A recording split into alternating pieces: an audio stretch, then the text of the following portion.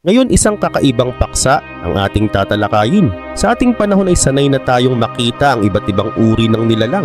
May mga nilalang sa lupa gaya ng tigre, meron din naman sa himpapawid katulad ng ibon. Pero alam mo ba na ibang-iba ang mga nilalang na nakasaad sa Biblia? Sa katunayan, maraming aklat sa Biblia ang naglalarawan ng mga nilalang na hindi mo makikita sa ating panahon at parang nabibilang lang sila sa ibang mundo. Mga halimaw sila na may kakaibang anyo, mga anghel na mas nakakatakot pa kaysa sa mga nilalang na nakikita natin sa mga pelikula, at meron din ditong mga espiritong hindi madaling ipaliwanag ng tao. Sa video na ito, tatalakayin natin ang mga nilalang sa Biblia. Sila ang tinaguri ang pinaka nakakatakot, pinaka misteryoso at pinaka mahiwaga sa lahat.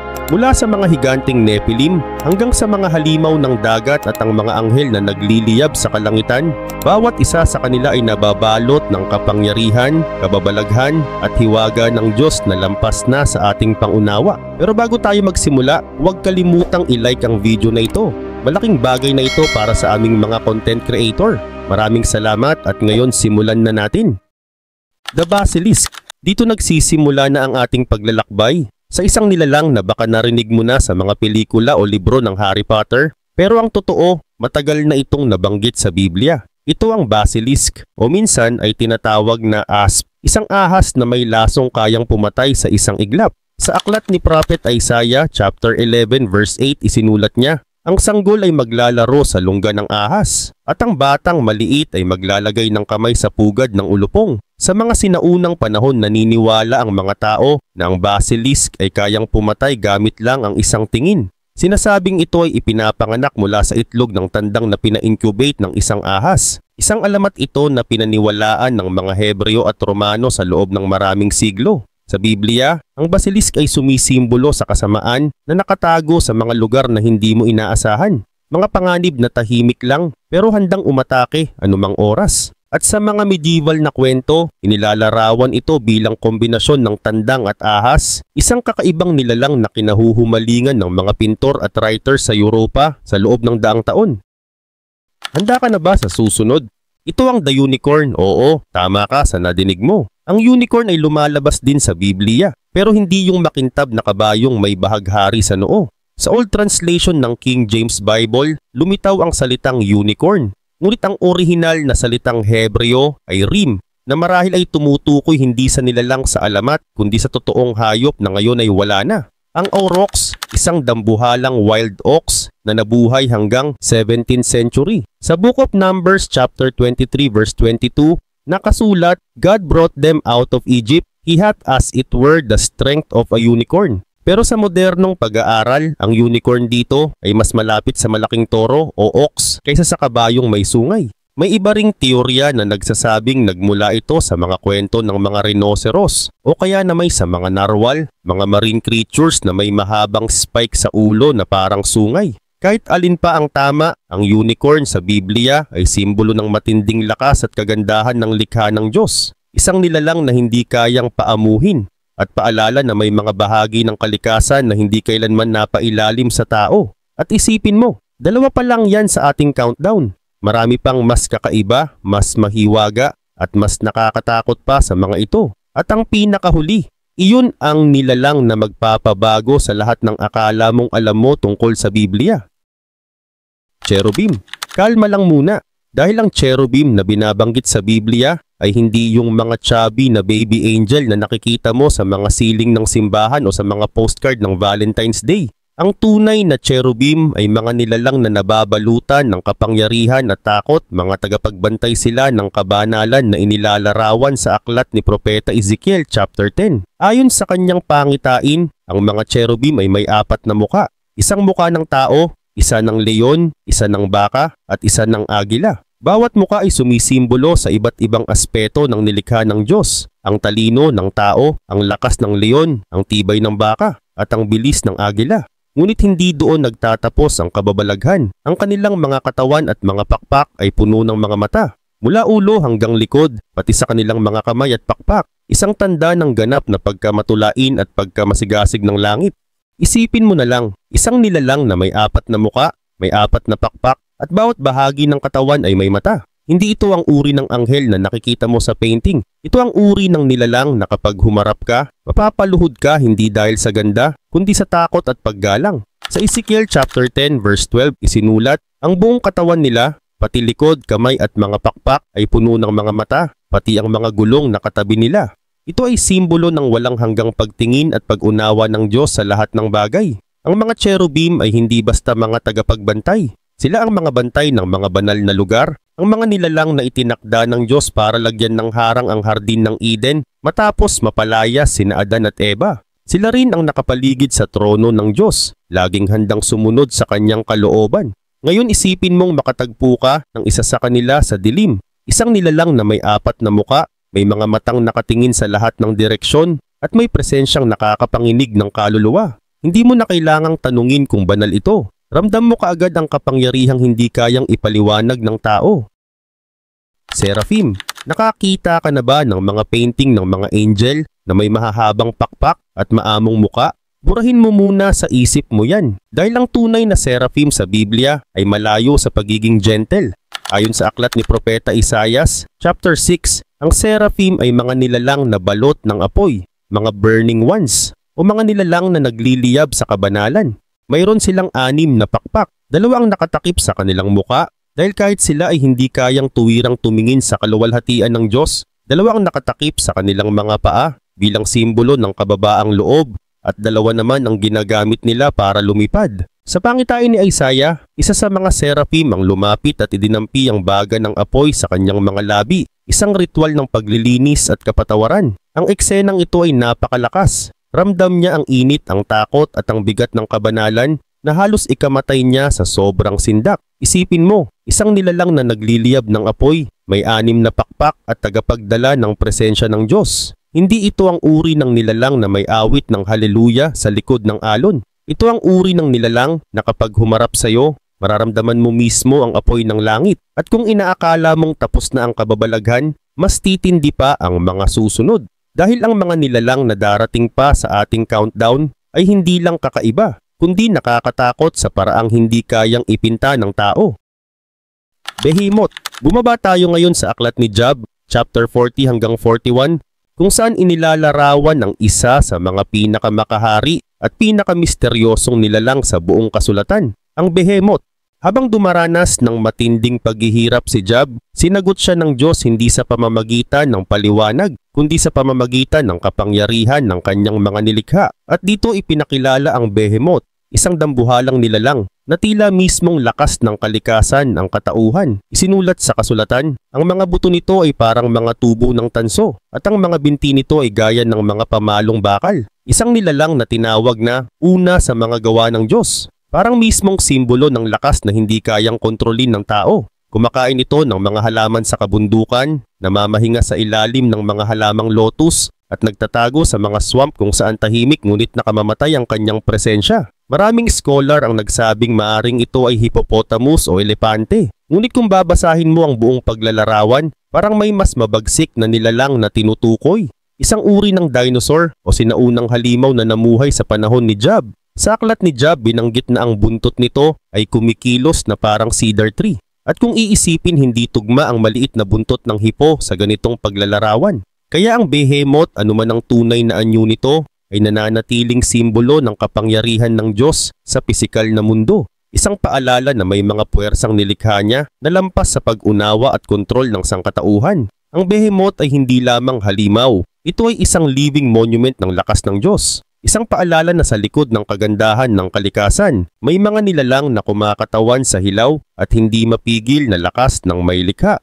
At kung inaakala mong matindi na ito, handa ka na ba sa susunod? Dahil sa likod ng susunod na nilalang ay ang mismong anghel ng kailaliman. Abaddon.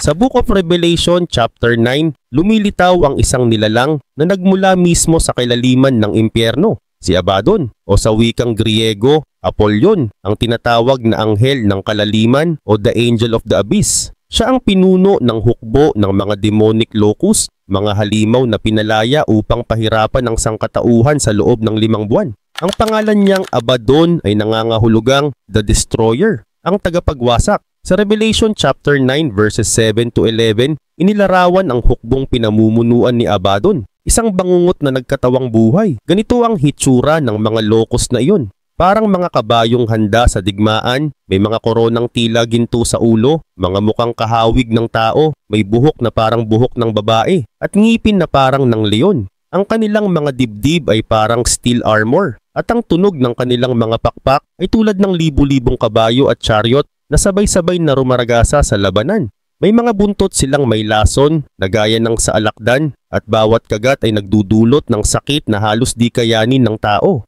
Isipin mo ang langit na biglang nagdilim, hindi dahil sa ulap kundi dahil sa milyon-milyong demonyong lumilipad, nagkakandado sa langit tulad ng makapal na ulap ng kamatayan. Sa gitna ng kaguluhan, ang kanilang pinuno, si Abaddon, ay nakaupo sa trono ng chaos mismo. Siya ang sagisag ng ganap na pagkawasak at paalala na sa oras na puksain ng Diyos ang kasamaan, pati ang mga halimaw ng kailaliman ay magigising upang tuparin ang kanyang paghuhukom. At kung sa tingin mo'y nakita mo na ang pinakamatindi, maghintay ka. Dahil ang mga susunod na nilalang sa Biblia ay hindi lang nakakatakot sa paningin, kundi kayang guluhin ang isip at kaluluwa ng sinumang makarinig sa kanilang pangalan. The Four Beasts of Daniel. Ngayon pumasok tayo sa isang pangitain na parang eksena sa isang madilim na fantasy movie. Ngunit ito ay diretsong galing sa aklat ni Daniel, chapter 7. Sa kanyang pangitain, nakita ni Propeta Daniel ang 4 na halimaw na umaahon mula sa dagat. Bawat isa ay mas nakakatakot at mas kakaiba kaysa sa nauna. Ang una ay tila isang leon na may mga pakpak ng agila. Ngunit nakita niyang pinunit ang mga pakpak nito at pagkatapos ay itinayo itong parang tao at binigyan ng puso ng tao, isang nilalang na malakas, ngunit may limitasyon ng damdamin. Ang pangalawa ay tila bear, nakataas ang isang bahagi ng katawan nito, may 3 tadyang sa bibig at narinig niyang may tinig na nagsabi, "Tumindig ka at lamunin mo ang maraming laman." Sumunod ang ikatlong halimaw, parang leopard, ngunit may 4 na pakpak sa likod at 4 na ulo, at binigyan ito ng kapangyarihan upang maghari. Ngunit ang ika-4, yun ang pinakamatindi sa lahat. Isang nilalang na walang katulad, may iron teeth at dinudurog ang lahat ng madaanan nito. Mayroon itong 10 sungay at mula sa mga sungay na yon ay tumubo ang isang maliit na sungay na may mga mata na parang sa tao at bibig na nagsasalita ng may kayabangan. Ang 4 na halimaw na ito ay madalas ipakahulugan bilang mga makapangyarihang kaharian sa kasaysayan, mga imperyong nagbago ng takbo ng mundo. Ngunit sa mismong anyo ng mga ito, mga katawan na pinaghalo-halo ng hayop, pakpak, sungay at ngipin, makikita mo kung bakit sila kabilang sa pinaka-nakakakilabot na nilalang sa Biblia. The Demons of the Legion. Sa Ebanghelyo ni Mark chapter 5, matatagpuan natin ang isa sa mga pinakamatinding tagpo sa pagitan ni Jesus at ng mga espiritu ng kadiliman. May isang lalaki na inaalihan ng napakaraming demonyo na nang tanungin ni Jesus ang kanyang pangalan, sumagot ito ng, "Ang pangalan ko ay Legion, sapagkat marami kami." Noong panahon ng Imperyong Romano, ang salitang Legion ay tumutukoy sa isang unit ng hukbong may 3 hanggang 6,000 sundalo. Ibig sabihin, libu-libong masasamang espiritu ang nananahan sa iisang katawan. Ang lalaking ito ay may di karaniwang lakas, kayang putulin ng mga tanikala at basagin ng bakal na posas na ginamit para ikulong siya. Nanirahan siya sa mga libingan, sumisigaw sa gabi at sinusugatan ng sarili gamit ang mga bato. Walang sino man ang makalapit sa kanya sa takot. Ngunit nang dumating si Jesus, nanginig ang mga demonyo sa kanyang loob at nakiusap, "Huwag mo kaming itapon sa walang hanggang parusa. Ipadala mo na lang kami sa mga baboy." At pinayagan sila ni Jesus. Pumasok sila sa isang herd ng 2,000 baboy na biglang nagwala at tumakbo sa bangin. Sabay-sabay na tumalon sa dagat at nalunod. Isang eksenang hindi mo makakalimutan dahil ipinakita nito ang tunay na kapangyarihan ng kasamaan kapag nakahanap ito ng tahanan. Isang sandali ng takot, ngunit isa ring patunay na walang puwersa ng impyerno ang kayang tumalo sa kapangyarihan ng Diyos. At tandaan mo, 5 nilalang pa lang ito. Ang mga susunod, mas lalalim pa tayo sa pinakamadilim na mga nilalang na kailanman ay nabanggit sa kasulatan. Nephilim. Kakaunti lang ang mga talatang nakapukaw ng mas matinding curiosity at debate kaysa sa mababasa sa Genesis chapter 6. Bago pa man dumating ang Great Flood, binanggit doon ang paglitaw ng isang makapangyarihan at mahiwagang lahi.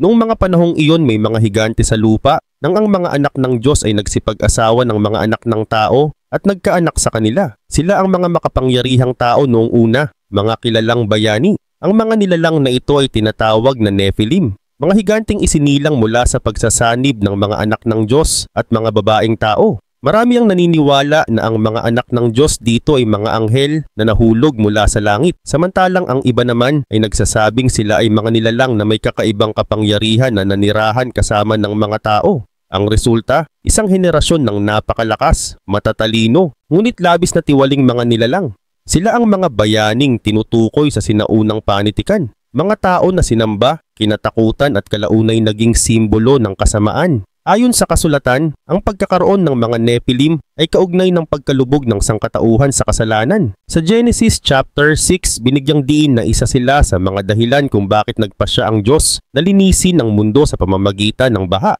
Sa ilang sinaunang salaysay, sinasabing umaabot sa mahigit 3 metro ang kanilang taas, isang sukat na halos di maabot ng imahinasyon. Sa Numbers chapter 13, nang magulat ang mga espiya ni Moses matapos maglibot sa lupain ng Canaan, sinabi nila, "Nakita namin doon ang mga anak ng Nephilim, at sa harap nila, pakiramdam namin ay mga tipaklong lang kami." Hanggang ngayon nananatiling palaisipan kung sino o ano talaga ang mga Nephilim. Sila ba ay mga anak ng mga nilalang mula sa langit o simpleng matatangkad at makapangyarihang tao na naging alamat sa kasaysayan? Ano man ang katotohanan, ang kwento ng Nephilim ay isa sa pinaka-nakakakilabot at misteryosong kabanata sa buong Biblia. Isang paalala na minsan, ang hangganan ng langit at lupa ay mas manipis kaysa sa ating inaakala. Satan, kalilimutan mo muna ang larawang madalas mong makita. Isang nilalang na pula, may sungay, may buntot, at may hawak na tinidor. Ang tunay na Satanas sa Biblia ay mas komplikado, mas matalino, at mas nakakatakot kaysa sa anumang imahen ng tao. Sa mga aklat ni Ezekiel at Isaias, inilarawan siya bilang isang anghel na nilikhang sakdal sa karunungan at kagandahan. Isa siyang guardian cherub, pinalamutian ng mga gemstone at nilikha ng ganap, ngunit nasira ang kanyang puso dahil sa pagmamataas at pagnanasa sa kapangyarihan. Ang iyong puso ay lumaki sa kapalaluan dahil sa iyong kagandahan, ayon sa Ezekiel 28. Mula roon nagsimula ang kanyang pagbagsak, at matapos siyang itapon mula sa langit, ang kanyang anyo sa kasulatan ay naging mas nakakatakot kaysa dati. Sa Pahayag chapter 12, inilarawan siya bilang isang malaking pulang dragon na may 7 ulo at 10 sungay, at ang kanyang buntot ay nagpabagsak sa 2 bahagi ng mga bituin sa langit. Tinawag siya ni Jesus na prinsipe ng sanlibutan, samantalang si Pedro ay inihalin tulad siya sa isang liyong umuungal, naghahanap ng masisila. At babala ni Pablo, si Satanas ay kayang magbalat kayo bilang isang anghel ng liwanag, isang panlilin lang na kahit ang mga matuwid ay maaring mabiktima. Hindi siya basta simbolo ng kasamaan, siya mismo ang pinagmumulan ng paghihimagsik laban sa Diyos, ang unang tumalikod sa kabanalan at ang tagapag-udyok ng kasalanan mula pa sa simula. Isang nilalang na minsan ay puno ng liwanag, ngayon ay nakabalot sa kadiliman. Ang pinuno ng lahat ng nilalang na tumututol sa kalooban ng Diyos. Beasts of the Sea and Earth. Sa Revelation chapter 13, isinulat ni Apostle John ang isang pangitain na tila hango sa mismong dulo ng mundo. 2 nilalang na kumakatawan sa pinakamakasalanan at mapanlinlang na sistema ng kapangyarihan. Ang unang halimaw ay umaahon mula sa dagat. Ang anyo nito ay pinaghalong mga hayop na mandaragit. Ang katawan ay tulad ng leopard, ang mga paa ay gaya ng bear, at ang bibig ay tulad ng leon. Mayroon itong 7 ulo at 10 sungay, at sa mga sungay ay may 10 korona. Isa sa mga ulo nito ay may tila sugat na nakamamatay, ngunit ito ay gumaling, at dahil dito, namangha ang buong mundo. Ang mga tao ay sumamba sa halimaw, at binigyan ito ng kapangyarihan upang maghari sa loob ng 42 buwan, isang panahon ng pighati at pag-uusig sa mga mananampalataya. Pagkatapos nito, isa pang halimaw ang lumitaw, ngunit mula naman sa lupa. Mayroon itong 2 sungay na parang sa tupa, tila gentle at mapayapa sa paningin, ngunit ang tinig nito ay tulad ng dragon. Isang nilalang na mukhang inosente, ngunit sa loob ay may puso ng pandaraya. Ang halimaw na ito ay gumagawa ng mga himala, kabilang na ang pagpapabagsak ng apoy mula sa langit sa harap ng mga tao. Sa ilalim ng kanyang impluensya, inutos niya na ang lahat ng tao ay dapat magkaroon ng tanda sa kanang kamay o noo, at walang sino mang makakabili o makakabenta kung wala ito. Ang tandang iyon ay simbolo ng katapatan at pagsuko sa kapangyarihang kinakatawan ng 2 halimaw. Magkasama, bumuo sila ng isang pandaigdigang sistema ng panlilinlang, isang kombinasyon ng politika, relihiyon at ekonomiya na ganap na kumukontra sa kalooban ng Diyos. Maraming scholar ang naniniwalang ang dalawang halimaw ay simbolo ng katiwalian sa pamahalaan at relihiyon, isang paalala na kahit sa kasaysayan ng tao, may mga kapangyarihang kumikilos na hindi para sa kabutihan, kundi para sa ganap na kontrol. Leviathan. At ngayon lumalapit tayo sa isa sa pinakatanyag at pinakanakakatakot na nilalang sa buong kasulatan, ang Leviathan. Isinulat sa aklat ni Job, inilarawan ito bilang isang nilalang na walang katumbas sa buong daigdig. Wala sa lupa ang maihahambing dito. Isang nilalang na walang takot, tinitingnan nito ng may pagmamataas ang lahat ng nilikha. Siya ang hari ng lahat ng mapagmataas. Ang Leviathan ay higante ng dagat, isang halimaw na sinasabing may balat na hindi tinatablan ng sibat o espada at humihinga ng apoy at usok mula sa kanyang bibig. Ang tubig ay kumukulo sa paligid nito habang ito ay lumalangoy at ang mga waves ay tila kumikislap sa liwanag ng kanyang mga mata. Ang mga sinaunang Hebreo ay tumingin sa Leviathan bilang sagisag ng kaguluhan at kapangyarihan na lampas sa kontrol ng tao. Sa iba, ito ay mismong puwersa ng kalikasan. Isang paalala na may mga bagay sa mundo na hindi kayang saklawin o paamuhin ng sangkatauhan. Ang Leviathan ay hindi lang halimaw ng dagat. Isa itong metaphor ng matinding kapangyarihan, ng kalikasang walang hanggan at ng kasamaan na lumalaban sa kaayusan. Sa bawat panahon binubuhay ito ng mga kwento bilang hari ng kaguluhan. Isang nilalang na nagpapaalala na sa ilalim ng malalim na karagatan, may mga puwersang higit pa sa ating maunawaan.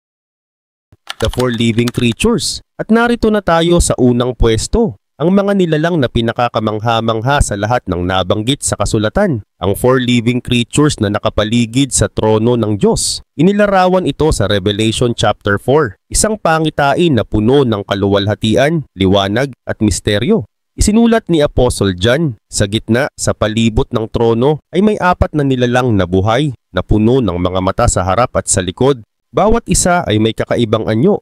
Ang una ay tulad ng leon, sagisag ng lakas at katapangan. Ang ikalawa ay gaya ng baka, tanda ng tibay at paglilingkod. Ang ikatlo ay may muka ng tao, sumisimbolo sa karunungan at pagkamakatwiran. At ang ikaapat ay tulad ng eagle na lumilipad, larawan ng bilis, kalayaan at espiritual na pananaw. Hindi rito nagtatapos ang kababalaghan. Ang bawat isa sa kanila ay may 6 na pakpak at puno ng mga mata sa loob at sa labas, maging sa ilalim ng kanilang mga pakpak. Ang mga matang ito ay tanda ng ganap na pagkamatulain, isang simbolo ng walang hanggang pagkaalam at pagbabantay ng Diyos sa lahat ng nilikha. Araw at gabi, hindi sila tumitigil sa pagpupuri, sabay-sabay nilang sinasabi, "Banal, banal, banal ang Panginoong Diyos na makapangyarihan sa lahat na siyang noon, ngayon at darating." Ang kanilang anyo ay hindi kayang ipaliwanag ng tao. Isang pagsasanib ng mga anyong hayop, tao at espiritu na lumalagpas sa logic ng mundo. Ngunit sa kanilang presensya, naroon ang kadakilaan, kabanalan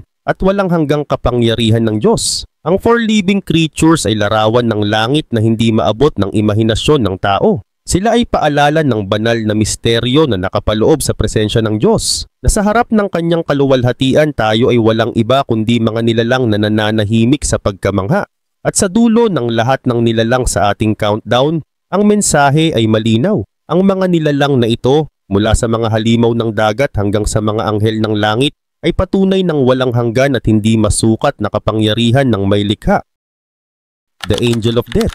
Sa buong Biblia, iisang nilalang lang ang lumilitaw ng tahimik ngunit may dalang panginginig sa bawat pagbanggit, ang Angel of Death. Hindi ito laging pinapangalanan, ngunit sa bawat yugto ng kasulatan kung saan dumadalaw ang kamatayan, ang kanyang presensya ay ramdam. Isang messenger ng Diyos na hindi nagdadalawang isip na isakatuparan ang kanyang hatol. Sa Exodus chapter 12, sa panahon ng unang Pasko ng mga Hudyo, ang Angel of Death ay ipinadala upang puksain ang lahat ng panganay na anak sa Egypt. Isang gabi ng katahimikan, ngunit sa bawat tahanang walang dugo ng kordero sa pintuan, may maririnig na pag-iyak ng mga magulang at sa hangin ang malamig na katahimikan ng banal na hustisya. Muli siyang binanggit sa panahon ni Haring David nang magpadala ng salot ang Diyos dahil sa kasalanan ng hari.